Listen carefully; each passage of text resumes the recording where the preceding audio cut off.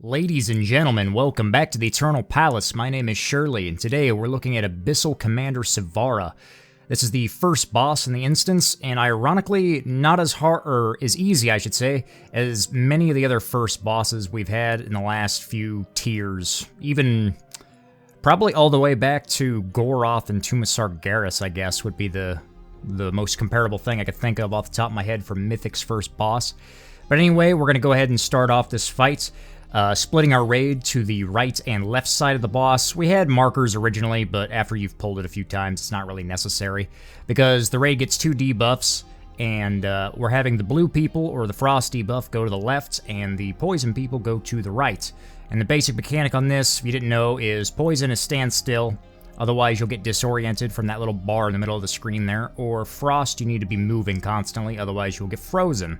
And there's the first big mechanic that's went out, is that overwhelming barrage, I believe is what it's called.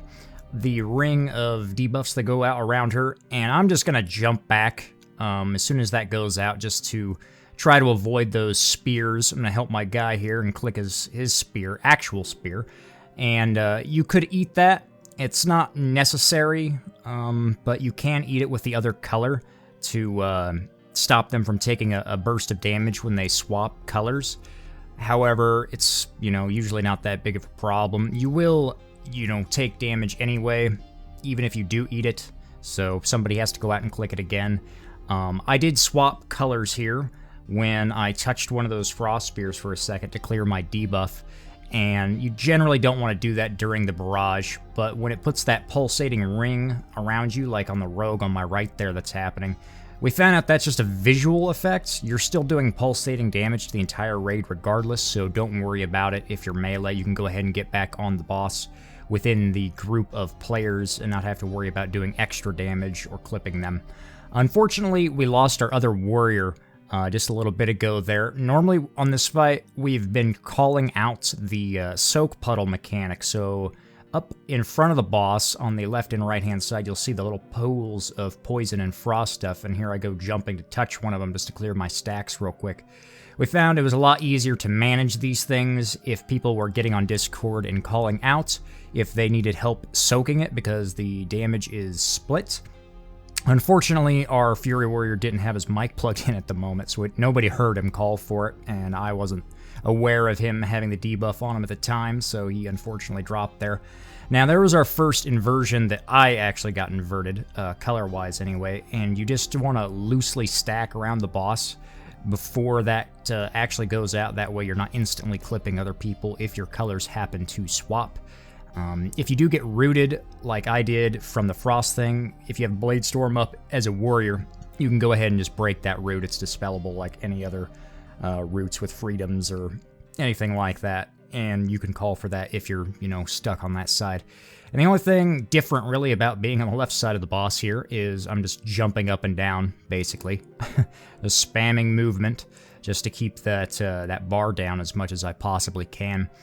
You do take damage ticking as you get more stacks on this side, and we get a little bit low here. I'm going to go ahead and parry and jump out during this barrage, because we don't want to be touching any of that. This is where all the raid-wide damage goes out. Very tough for your healers. And even if I don't get hit by a spear there, I wanted to pop parry anyway, because everybody else that touches a spear or swaps colors or clears stacks during that time bursts the raid, and you get pretty low here. So I'm going to go ahead and health potion on top of trying to live and call for a little bit of healing during this last part of the fight. Fortunately, health potions do not share a cooldown with health stone or your DPS potion, so you don't need to be afraid of using them. And I would highly recommend anybody pick up a stack at least of the new healing potions. I can't remember exactly what they're called, but they heal you for 150k for free right now, which is a ton. It's, half your health pool basically. And I'm just blade storming out here, using that AoE to my advantage to go ahead and drop my last set of stacks here as we get down the boss right down to the end in execute phase. And unfortunately, I did have Vision of Perfection come back up for this last 20%. And this is where you can just tunnel executes. I did get a Gediaku Cut of Death sword from King's Rest just this last week, finally. And that's the reason why I'm also using the Vision of Demise trinket at the moment, is for that extra bit of haste boost, since I lost some, you know, secondary stats off of my weapon, because the Cut of Death doesn't have any of that. But it works out really nice anyway. That sword got a buff with 8-2. All the on-use damage stuff did, and it's very strong for pretty much every fight. And that's going to close out the Abyssal Commander here. Just tunnel and executes one last time. If you have any questions, feel free to leave them down below. And thank you very much for watching. Peace.